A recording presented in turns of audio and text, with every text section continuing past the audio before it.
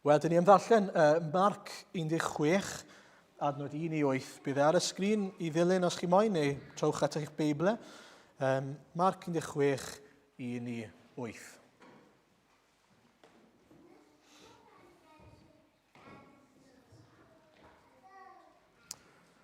Wedi'r saboth fynd heibio, prynodd Mae'r Magdalen a Mae'r Mam Iago a Salome ber ar oglau, neu i ni, sens, mwyn mynd i'w eneinio fe.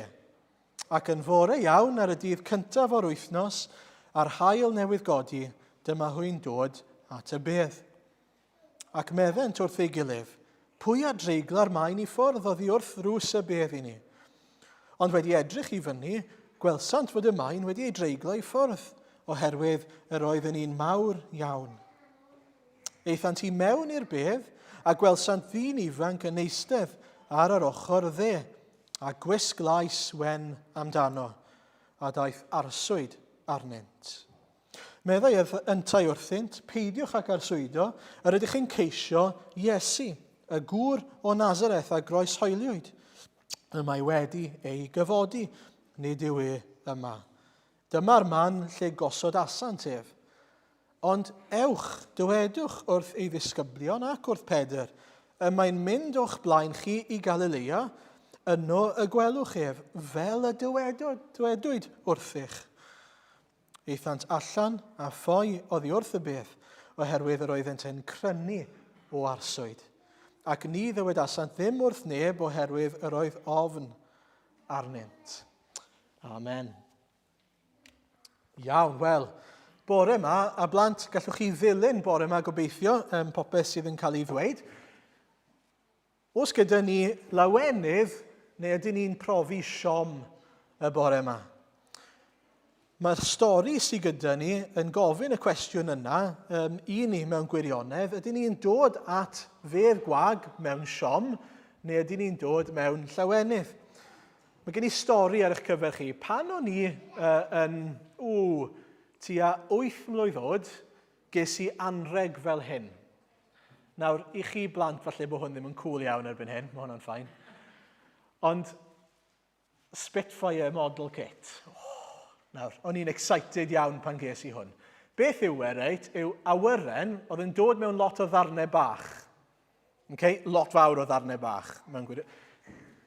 Just i ddangos i chi, fel na. Fel na oedd e'n dod mewn bocs, right?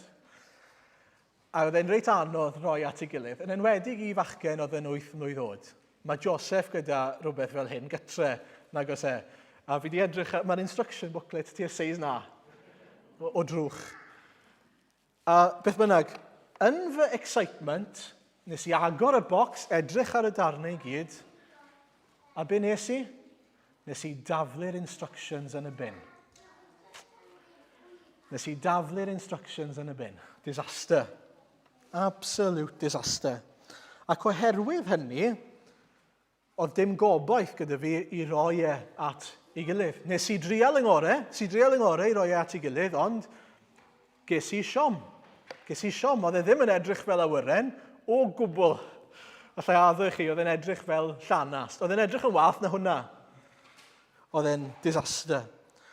Ond pam chi'n meddwl ges i fy siomi?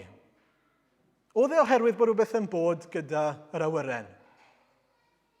Na. Oedd e oherwydd bod fi ddim wedi cadw a ddim wedi dilyn yr instructions. Oedd e oherwydd bod fi ddim wedi dilyn y cyfarwyddiadau. Os bydden ni wedi dilyn y cyfarwyddiadau, bydden ni wedi bod wrth y modd. Just yn gallu edrych ar yr awyren, mwynhau yr awyren fel oedd e fod edrych ar y bocs, fel na. Ond oherwydd bod fi ddim wedi dilyn yr instructions, oedd e'n disaster. Wel heddi, dyn ni'n clywed hanes Mae'r, dau fair actually a Salome, tair menyw yn mynd at fedd Iesu. A maen nhw'n cael siom. Maen nhw'n cael siom. Yn y darlleniad, mae'n dweithio ni bod nhw'n cael siom oherwydd bod nhw'n meddwl, dwi ddim yn dweud hwn yn y darlleniad yma, ond yn rhywle arall, maen nhw'n meddwl fod rhywun wedi dwyn corff Iesu. A felly maen nhw'n dod i'r bedd, maen nhw'n gweld bod y bedd yn wag, a maen nhw'n drist. Ond ydych chi'n meddwl fod angen iddyn nhw fod yn drist? Yr ateb yw na. Yr ateb yw na ddim o gwbl. A chi'n gwybod pam? Achos oedd Iesu wedi rhoi yr instructions iddyn nhw'n barod. Os bydden nhw wedi gwrando ar yr instructions, bydden nhw wedi bod yn hapus wrth ddod at y bedd. Bydden nhw wedi bod wrth eu bodd yn dod at y bedd. Oherwydd fod Iesu wedi dweud wrthyn nhw yn barod. Chi'n gweld y rheswm maen nhw'n drist yn dod at y bedd oedd achos bod nhw'n meddwl fod popeth ar ben. Ond nhw'n meddwl fod Iesu yn mynd i fod yn frenin ar pobl Israel. Okay? Ond nhw'n meddwl, ar y pryd, oedd yna bobl o'r enw Rhufeiniaid oedd yn ychydig bach yn gas ac yn rheoli pobl Israel ar y pryd. Ac o'n nhw'n meddwl, yes, mae Iesu'n mynd i ddod a'n rhyddhau ni o afael pobl Rhufain o'r diwedd, a fydd Israel nawr yn wlad sy'n gallu bod yn hapus ar ben ei hunan. Ond o'n nhw'n wrong. Nid dyna pam oedd Iesu wedi dod, o gwbl. A beth sy'n od yw, mae Iesu wedi dweud wrthyn nhw, yn barod, oedd wedi rhoi yr instructions iddyn nhw. Nawr, beth oedd yr instructions hyd yn oed maen nhw'n cael nawr yn yr hanes yma? Wel, dyma mae'n dweud wrthyn ni. Mae'r angel yn dweud wrthyn nhw, peidiwch ac arswydo, yr ydych chi'n ceisio Iesu, gwr o Nazareth, a groes hoeliwyd. Y mae wedi ei gyfodi, nid yw yma, dyma'r man lle gosod asant ef. Ond ewch, dywedwch wrth ei ddisgyblion, ac wrth Pedr, mae'n mynd o'ch blaen chi i Galilea, yno y gwelwch ef fel y dywedodd wrthych. Fel mae wedi dweithio chi. Pam chi'n panico? Mae wedi dweithio chi lle mae'n mynd. Mae wedi dweithio chi be mae wedi dod i wneud. A falle bod chi'n meddwl eich chi'n, falle bod e spel yn ôl. Falle bod e wedi dweud ages yn ôl. Falle bod e wedi dweithio nhw 5 mlynedd yn ôl. Os rhywun eisiau geso faint yn ôl oedd Iesu wedi dweithio nhw, beth oedd yn mynd i ddigwydd? Hanna. Just cyn iddo fe farw, ti'n iawn? Y diwrnod cyn, y noson cyn iddo fe farw, ar y nos Iau. Oedd e ddim sbel yn ôl, o gwbl. A dwi'n mynd i ddarllen rhai adnodau i ni o Matthew 26, so y noson cyn i Iesu gael ei groeshoelio. Okay? Dyma beth mae Iesu'n dweud wrthyn nhw. Adnod 24 i ddechrau. Rhaid i mi, mab y dyn, farw, yn union fel mae'r ysgrifau sanctaidd yn dweud. Ond gwair un sy'n mynd i'n bradychu i. Byddai'n well arno petai erioed wedi cael ei eni am ei siarad am Judas. Felly mae'n dweud, dwi'n mynd i ofod marw. Wedyn, adnod 26. Tra oedden nhw'n bwyta, dyma Iesu'n cymryd torth, ac yna ar ôl adrodd y weddi o ddiolch a'i thorri a'i rhannu i'w ddisgyblion, cymerwch y bara yma a'i fwyta, meddai, dyma fy nghorff i. Mewn geiriau eraill, dwi'n marw eraill mwyn chi. A wedyn mae'n dweud am y cwpan oedd gyda nhw ac yn yfed. Dyma fy ngwaed sy'n selio ymrwymiad Duw i'w bobl. Mae'n cael ei dywallt ar ran llawer o bobl i faddau eu pechodau nhw. Felly mae'n dweud, dwi yn marw fel bod chi yn gallu cael maddeuant pechodau. A wedyn mae'n dweud, adnod 31 i 32, dych chi gyd yn mynd i droi cefn arna heno, meddai Iesu wrthyn nhw. Mae'r ysgrifau sanctaidd yn dweud byddai'n taro'r bugail a bydd y praidd yn mynd ar chwal. Ond ar ôl i mi ddod yn ôl yn fyw a fi o'ch blaen chi i Galilea. Alle fe fod yn fwy syml? Alle fe fod yn fwy clir i ni? Mae Iesu'n dweud wrth i ddisgyblion, edrychwch, fi'n dod mwyn maddau eich pechodau chi. Ond peidiwch poeni, fi'n mynd i ddod yn ôl yn fyw. A fi'n mynd i fynd o'ch blaenau chi i Galilea. Mae'r instructions yn cael ei roi. A'r cwbl sydd eisiau nhw wneud yw credu a gwrando. Ydyn nhw'n gwrando? Ydyn nhw'n credu? Na. Yn eu panic nhw, wrth i popeth ddigwydd, wrth i Iesu gael ei groeshoelio, yn sydyn maen nhw'n dechrau panic o'n llwyr, a maen nhw'n anghofio popeth mae Iesu wedi dweud. Ond chi'n gwybod beth sy'n fendigedig yw, be mae Iesu'n gwneud wrth iddyn nhw ddod i'r bedd? Mae'n danfon angel. Mae'n danfon angel mwyn ei atgoffa nhw o beth mae Iesu wedi dweud. Ac i ddweud wrthyn nhw, peidiwch â carswydo. Mae'n iawn.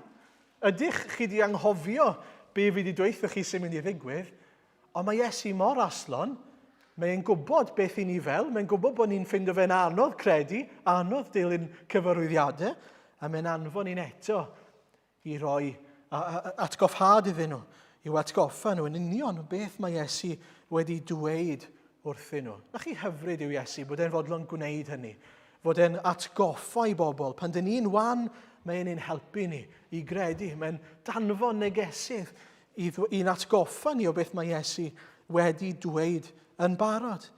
Ac felly maen nhw'n dod yn siomedig, achos bod nhw'n meddwl fod Iesu'n mynd i fod yn un math o frenin, ond maen nhw'n gadael yn sylweddoli, dyn ni'n llawen oherwydd mae'n frenin lot gwell, lot mwy nag o'n i'n meddwl. Mae'n frenin sydd nid jyst yn frenin daearol, sy'n rhoi extension bach i bobl Israel, bod nhw'n cael bod yn rhydd am chydig bach, ond mae'n frenin sydd wedi dod i faddau pechodau. Mae'n frenin sy'n gallu dod yn ôl yn fyw. Waw, mae'n frenin gymaint mwy nag i ni wedi sylweddoli. A felly maen nhw'n gadael, nid wedi cael ei siomi, ond yn llawn llawenydd. Yn llawn llawenydd. A chi'n gwybod, mae yna hanes arall yn y Beibl sydd yn debyg i hwnna, lle mae yna ddau berson, dau ddilynwr Iesu, sydd ar ôl Iesu cael ei groesoelio yn cerdded adre ar ffordd i le o'r enw Emais. A be mae Iesu'n neud yw, mae'n ymuno gyda nhw ac yn cerdded gyda nhw. Ond mae'n stopo nhw rywsut rhaid gallu gweld pwy yw i wyneb e. Ac wrth iddyn nhw gerdded adre, dyma Iesu'n dechrau siarad gyda nhw. A be mae'n gwneud yw mae'n esbonio iddyn nhw, maen nhw'n mynd adre yn siomedig, yn dweud, ni'n meddwl byddai fe'n rhoi rhyddid i bobl Israel o'r diwedd. Ac wrth iddyn nhw gerdded, dyma Iesu'n dweud wrthyn nhw, dyma beth mae'r Beibl yn dweud mae Iesu wedi dod i wneud. Maddau pechodau, i fod yn frenin dros y byd i gyd. A chi'n gwybod, ar y diwedd wrth iddyn nhw eistedd lawr a cael bwyd gyda'i gilydd a Iesu'n gweddio, dyma fe'n ymddangos iddyn nhw. A dyma nhw'n, o'n nhw'n amazed. Ond o'n nhw ddim yn amazed oherwydd bod nhw wedi gweld ei wyneb e. Mae'n dweud yn y Beibl bod nhw'n siarad gyda'i gilydd ac yn dweud, nid oedd e'n calonau ni ar dan wrth iddo fe esbonio pwy oedd ei ni yn y Beibl. Wrth iddyn nhw ddarllen y Beibl, wrth iddyn nhw weld pwy oedd yr Iesu go iawn, wrth iddyn nhw ddeall yr instructions a rhoi dau a dau at ei gilydd a gweld pwy oedd Iesu go iawn, oedd eu calonau nhw yn gorfoleddu, yn llawn llawenydd, mor hapus. Yn sydyn oedden nhw'n deall pwy oedd yr Iesu go iawn.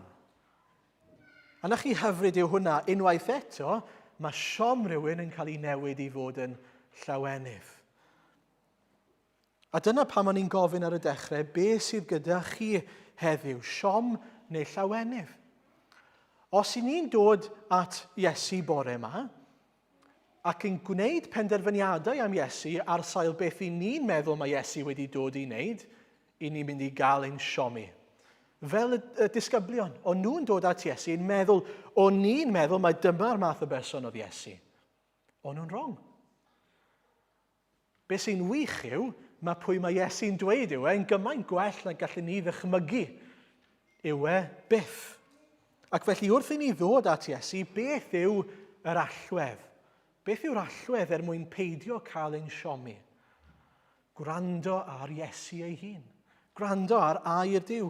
Pwy mae Iesu'n dweud yw Fi'n siŵr byddech chi'n reit insulted os byddwn ni'n penderfynu pwy ydych chi ar sail beth i fi'n meddwl amdano chi. Bo fi'n troi ato chi, fi'n troi meddwl am rhywun nawr sydd ddim yn mynd i gael ei insulto'n rhwydd. Sa'n mynd i wneud Sa'n mynd i wneud Just rhag ofn.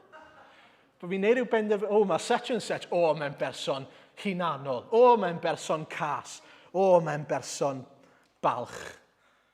A bo fi ddim yn nabod nhw o gwbl. Bo fi ddim yn gwybod dim byd amdani nhw, ddim wedi treulio dim amser yn eu cwmni nhw, bo fi ddim wedi gweld unrhyw beth amdani nhw. Be mae Iesu'n dweud yw, dewch ato fi, gwrandewch ar beth dwi'n dweud am ein hunan a beth dwi'n profi am fy hunan. Chi'n gweld, dyw e ddim jyst yn gwneud honiadau, claims, ond mae'n baco nhw lan. Mae'n dangos bod nhw'n wir. A dyna mae Iesu wedi gwneud. Nid yn unig mae'n dweud wrth y disgyblion, y noson cynt, edrychwch, fi wedi dod i faddech pechodau chi, fi wedi dod i goncro'r bedd, a fi'n mynd i atgyfodi. Mae'n dangos mae'n profi fe. A dim ond i ni gredu ynddo fe, gewn ni ddim ein siomi. Mae Iesu wedi dod fel ein bod ni'n cael profi llawenydd o'r nabod Iesu. Yr unig ffordd gewch eich siomi y Pasg yma, os ych chi'n gadael fan hyn a chi'n penderfynu, o na, fi'n mynd i penderfynu pwy yw Iesu fy hunan, yn lle bod fi'n derbyn pwy yw Iesu yn ôl gair Duw. Tua dydd Iau neu dydd Gwener, dyma Joseph yn troi at Hannah yn y tŷ. Mae pethau'n mynd full circle yn ein tŷ ni. Dyma Joseph yn troi at, achos esbonio pam nawr, dyma Joseph yn troi at Hannah a mynd, Hannah, ti'n gwybod beth? Dyw wy pasg crim egg ddim yn llawn crim. Oedd e'n gytid. Dyma? A dyma Hannah mynd, ti'n gwybod beth, fi'n gwybod. Nes i ffindo mas blwyddyn diwetha. A chi'n gwybod beth? Fi'n cofio cael yr un profiad yn hunan, fi wedi sôn amdano fe o blaen. O'n i byti 7 mlwydd oed, oedd e'n disaster. O'n i wedi gofyn am mwy pasg crim egg, a pan ges i fi ag agor y lan, o'n i'n gytid.